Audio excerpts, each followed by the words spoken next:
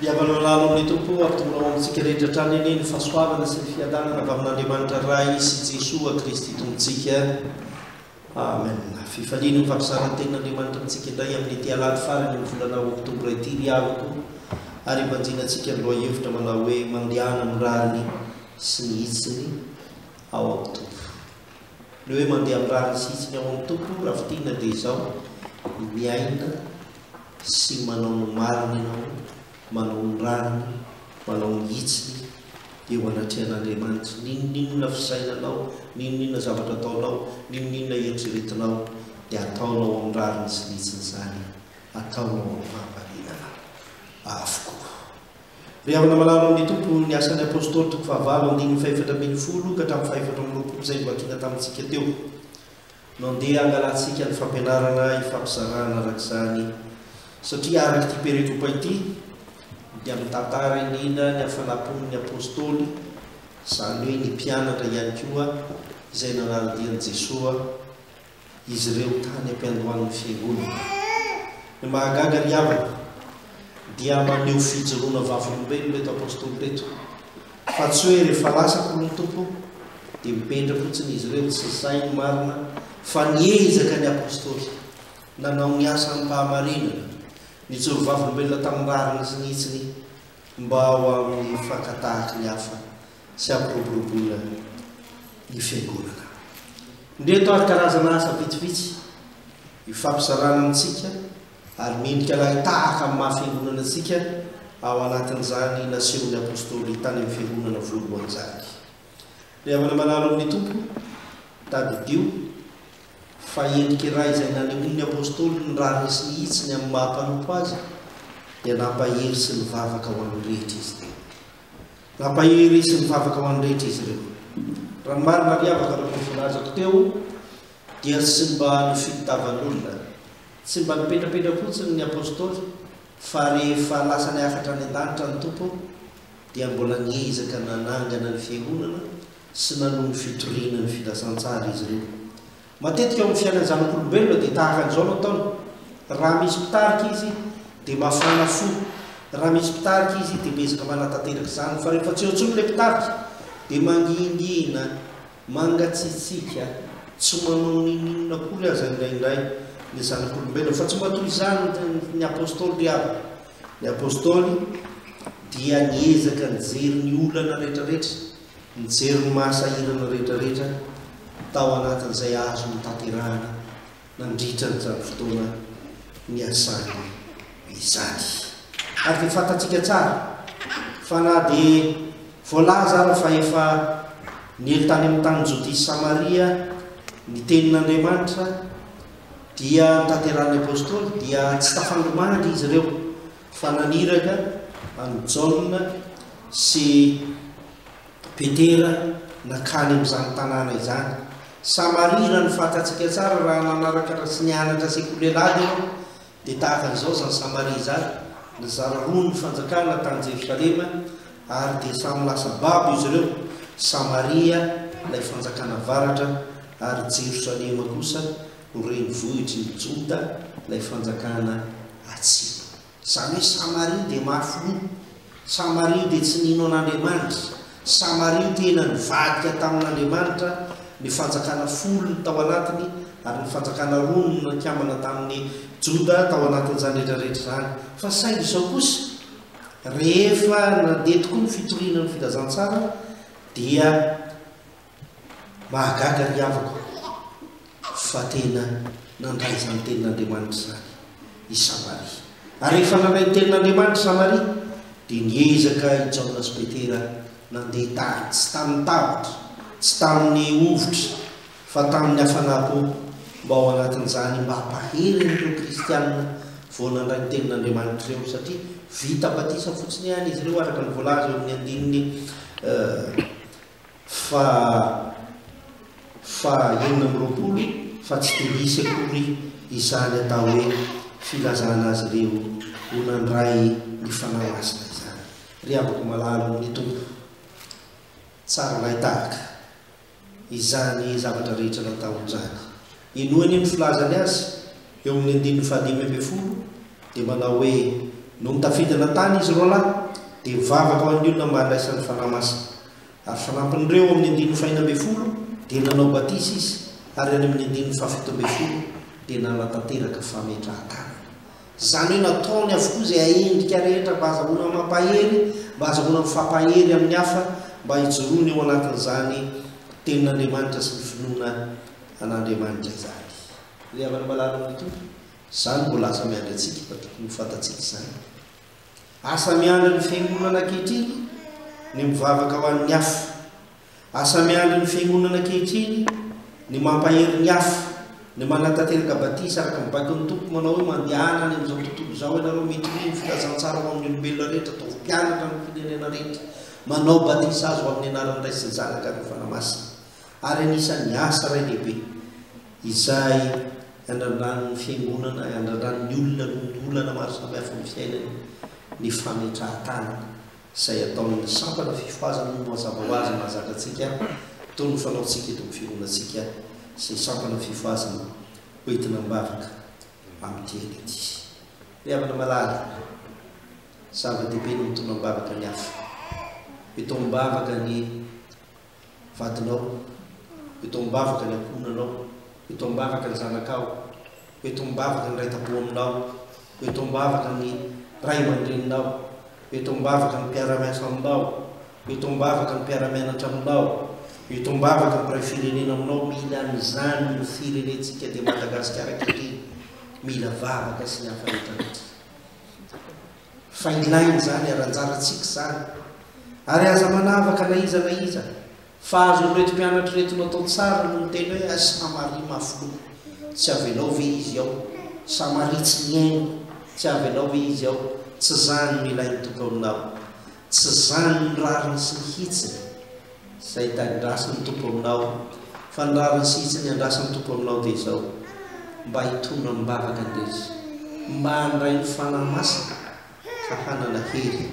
hoentin'izy ireny miatrika ny fahakam-panahy, hoentin'izy ireny miatrika ny zavatra ratsy samihafa izay iainan'izy ireo. Fantatsika tsara ry havako ity volana ity dia anana toetra, anana tantarany amin'ny fiainany izao firenena mampetrantsika izao, amin'ireo fahakam-panahy maro samihafa izay voatery tsy maintsy hiainany izany firenena izany, ho an'ireny zanantsika sy ny hafa rehetrarehetra ireny. Fantatsika tsirairay avy izany, fa ny zavatra tokony ao an-tsaintsika dia izao: ny vavaka ihany no mahavaza ny olona izany. Tsy afaka loatra amin'inon'inona isika, fa rehefa mivavaka isika mba tsy ho azo izany fahakam-panahy izany dia zanantsika ireny, dia ho zava-dehibe tokoa ny asa ataontsika ho amin'izany. Ny fitoriana ny filazantsara ry havana dia tsy ny famakiana ny Baiboly fotsiny ihany, tsy zany, fa ny fitoriana ny filazantsara dia ny finiavanao mba hivavaka ho an'ny tenanao sy hivavaka ho an'ny hafa ihany koa. Ary zany no tena zava-dehibe. Tsy ilaina na mandasa na manenjika na manakina na manaratsy na mitsara ny hafa, tsy zany no andrasan'ny tompo aminao, fa ny mba aizanao mivavaka, mba hananao fiainam-bavaka, mba ny fahasahinao hivavaka ho an'izay manisy ratsy ianao, satria ny tompo dia efa nilaza amin'ny alalan'ny soratra masina manao hoe mivavaha mandrakariva eny mivavaha ka aza mitsahatra. Noho izany dia afaka malala amin'ny tompo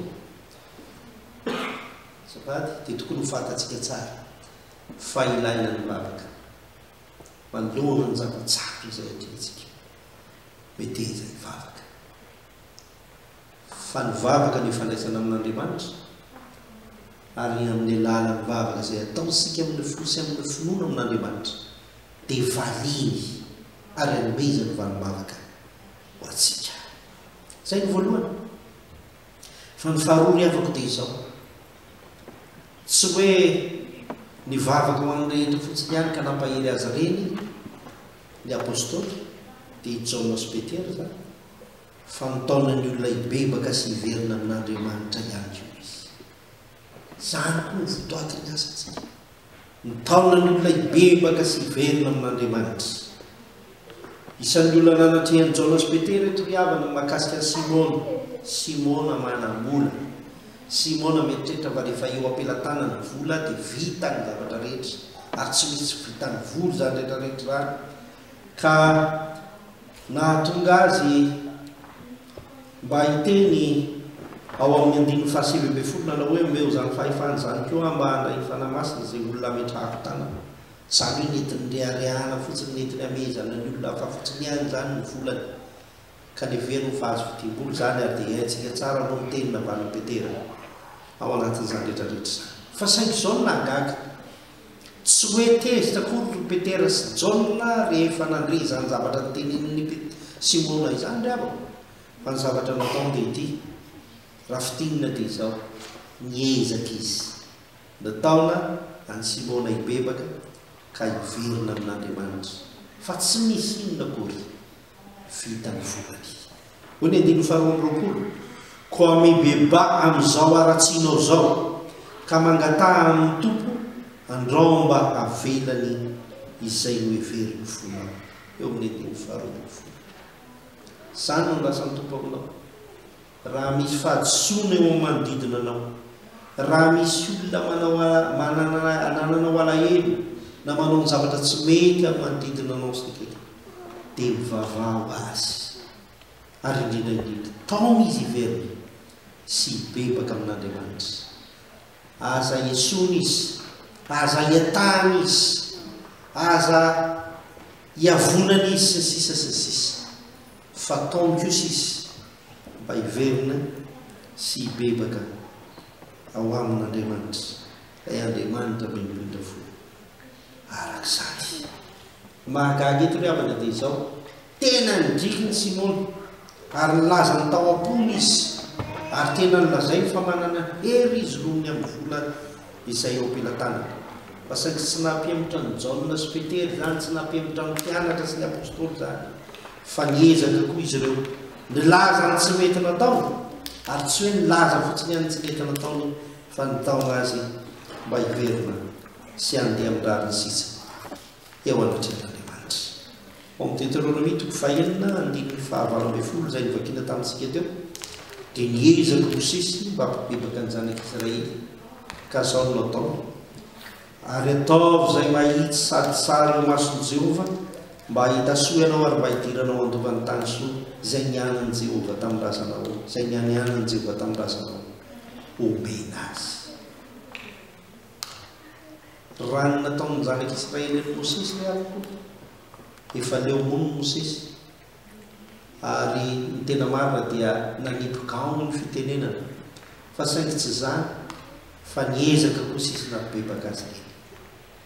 aza-kivy ry havana indraindray tsika sena zanaka maditra indraindray tsika sena ny vady maditra indraindray tsika sena ny ray tampo maditra mafilo indraindray tsika sena ny ray aman-dreny maditra sy mafilo fa saingy zao aza-kivy mampibebaka azy reny mba hiverina amin'Andriamanitra amin'ny fiainana aza mitsahatra mivavaka ho azy reny mba hiverenany amin'Andriamanitra fa Andriamanitra mahita azy reny amin'ny fiainantsika tsirairay tsara zany fa vitan'Andriamanitra zany ary tsy tamin'ny andro zanak'Israely fotsiny any tsy tamin'ny andro Jaona sy Petera fotsiny any zany tsia fa amin'izao ankehitriny tsy koa dia mbola afaka mamerina azy reny hoe anatrehan'Andriamanitra mba hiaina amin'ndraka sitsy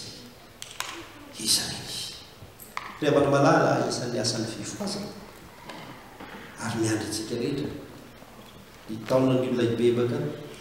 sy hitodika amin'Andriamanitra zava-dehibe zany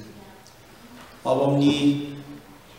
Matteo toko faharoa ambin'ny folo andiny fahavalo amby telopolo ka hatramin'ny andiny faha-efapolo teo dia niezaka Jesosy nampibebaka ny fariseo nanitsy azy misy fiheferan-diso tamin'ny fanarahan-dian-tompo ary zany rehetrarehetra zany no tokony halantsika tahaka ny fiainantsika aza mainky ny kapoka aza mainky ny sarika aza mainky ny fanipika eo amin'ny fiainana fa ny zava-dehibe dity tao hiverina amin'Andriamanitra tao miahalala n'Andriamanitra dia ho hitanao ny fifaliana ho amin'izany zao mantsy matetika noho fahasairanana dia mandeha ny olona misarangotra amin'izay hiverina fa mahavaolana malaky